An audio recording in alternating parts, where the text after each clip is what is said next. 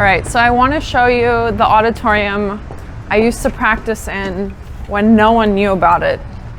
And this auditorium is actually part of the Center for Health Sciences, home to, I don't know, 20,000 people working here doing research and seeing patients, and they have labs, clinics, all of that kind of stuff, and it's all above us. Because I found it pretty fascinating that this space coexists with a health center. So I actually found a baby grand piano in the back, and I would just come here and practice after work.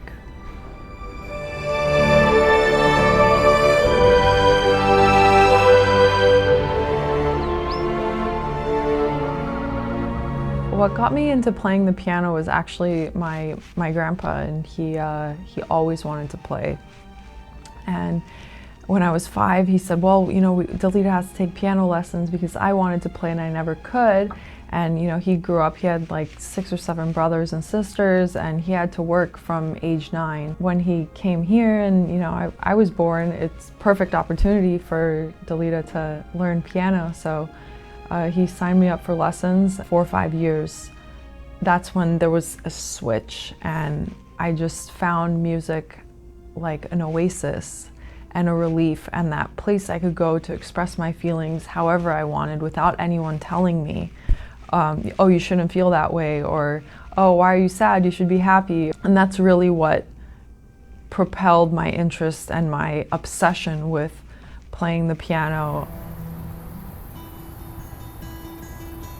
My family came here from Jerusalem, and you know, I'm from Armenian descent, and they experienced a lot of turmoil and political instability in their country. So when they came here, everything was about education and really establishing an independent, a life that you could earn a very reliable income.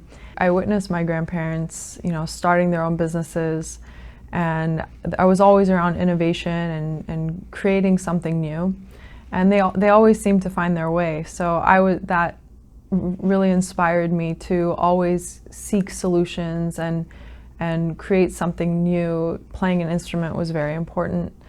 So you know, I took piano lessons starting at the age of 5, and you know, went through the competitions, and I love playing.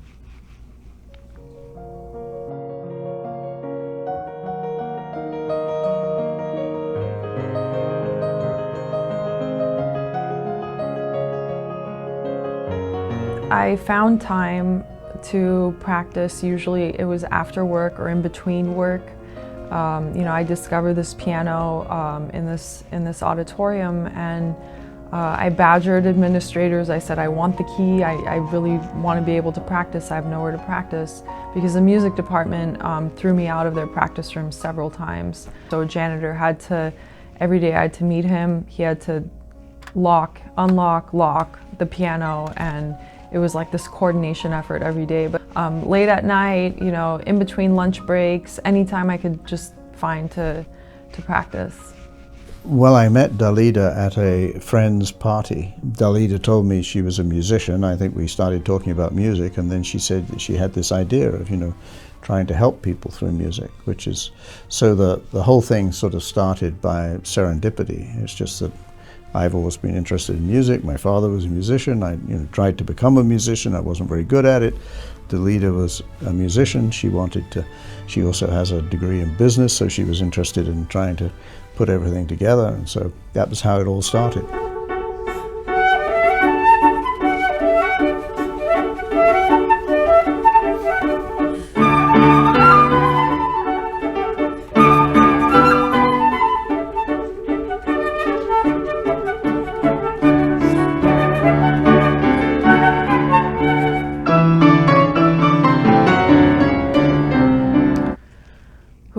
Why did I start mindful music? After 30 minutes of listening to beautiful pieces of music that great performers perform here for us at Semel. A nice break during the day.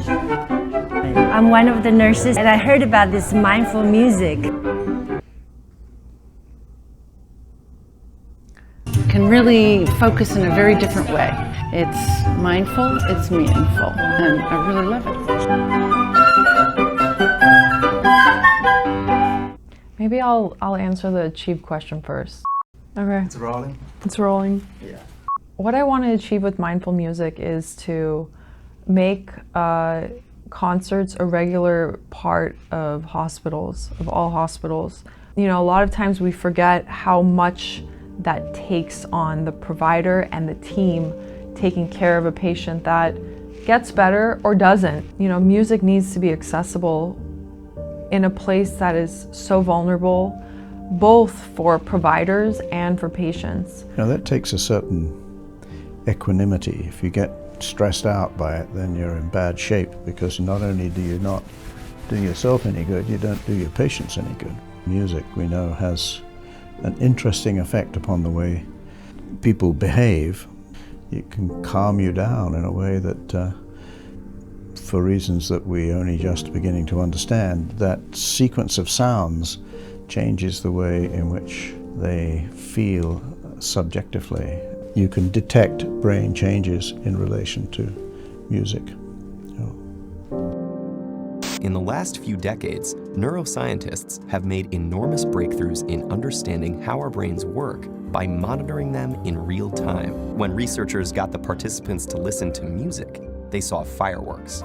And several randomized studies of participants who showed the same levels of cognitive function and neural processing at the start found that those who were exposed to a period of music showed enhancement in multiple brain areas compared to the others.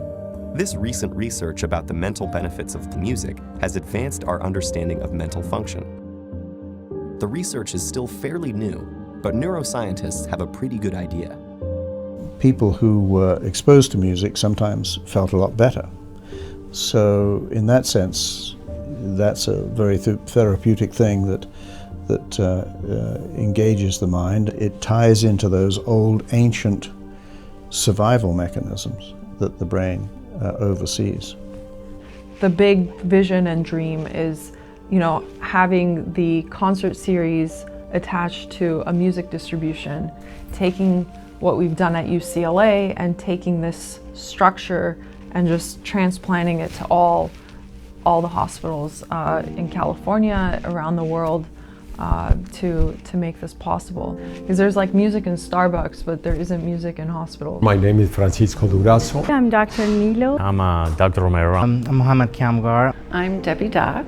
And now we have a sold-out audience. People are coming half an hour early to get a seat, which is incredible.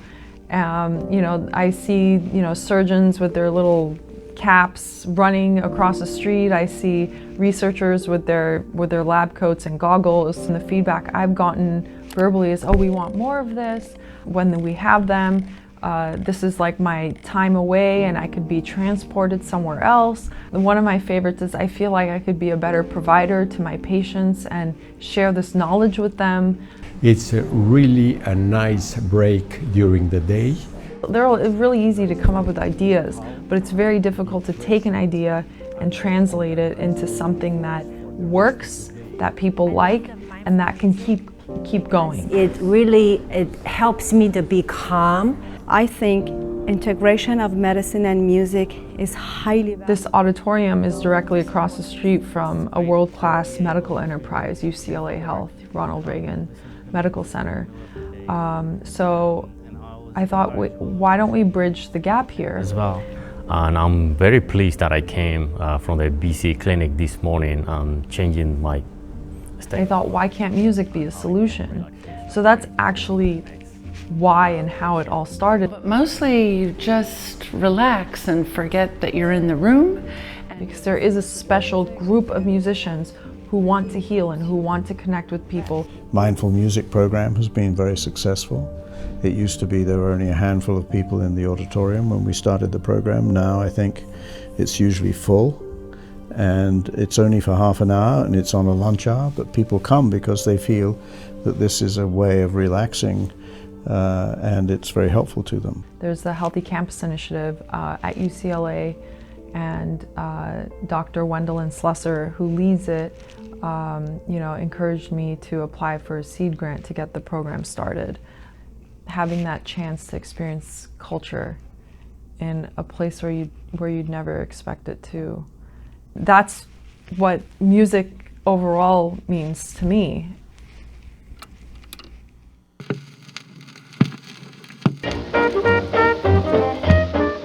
My grandparents would be inspired by what I've done, and I think they would feel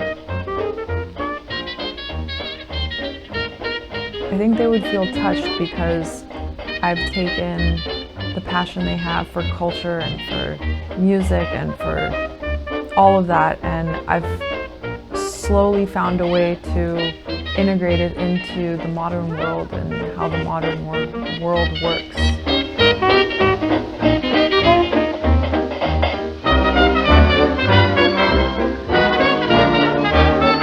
I'm a sentimental sap, that's all.